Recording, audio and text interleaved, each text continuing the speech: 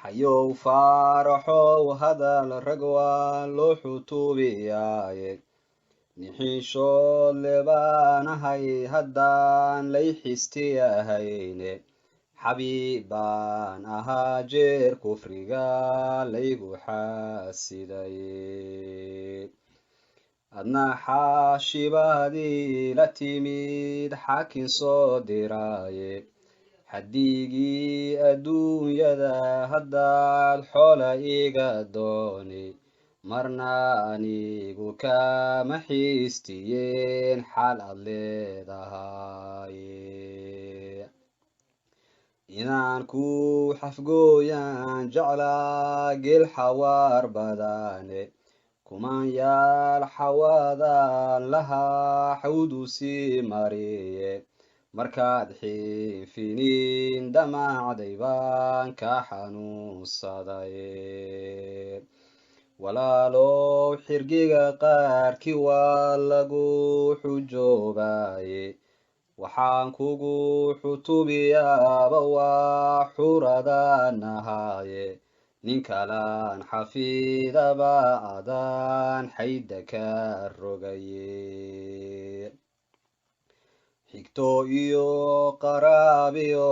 hadduu xididi weydiisto xayow iyo qayuumey haddii laygu xoodaansho xubbigayga kuma hayninaan xiisow bixiyaaye xamaar weeye oo midab fardood kala xiriiroone xawaariyo kabtiya raaxo iyo xawli iyo jeefag xaggii loo eryaba waa gammaan xulaashadiisiiye xubno toosan low neef kuwa xaalad gooniyahe goortaan xusuusula noqdaa xiiso ii qabaane waxaan xaraafka diimeed ahayn igaga xeel dheere xarbaadiyo jihaadkan lahaa xoogsi ugu fuule isagaan xatooyada lahaa xuurta ugu looge xiniyaha ku goobaan lahaa gaalka xaylka leh xayska da'ayaan lahaa xalinka doodeeye xaqaygii maqnaabaan lahaa xagugu raacdeeye meesha iyo xeebtaan lahaa xito ka eryoode xujay reebta reer hagaar anaan xubaashyadii ruubin xinjirtooda dhiigale haddaan lagu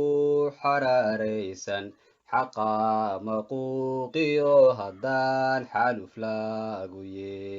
yeelin xidaysane ma dhiibeen anaan xaaladay bogaane xaaraami unbaa arlada xulaa abiidkiise wuxuun bay xushleeyaan sidii xabaashi ii doore aniguna xogtaydan ka baqi inay xumeeyaane xaashaa lilaahiye nin gooba xamaasho waw ceebe goorteer anoo xaajiyaan xiniif awoodayne intii aniga lay xaman lahaa xil iga soo meerye aduu galaabta ku xoola yahay xamaarkii dheeraaye waa xiinfini neefka aad xariiga haysaaye xayawaanka oo idil naftay kala xeraadaane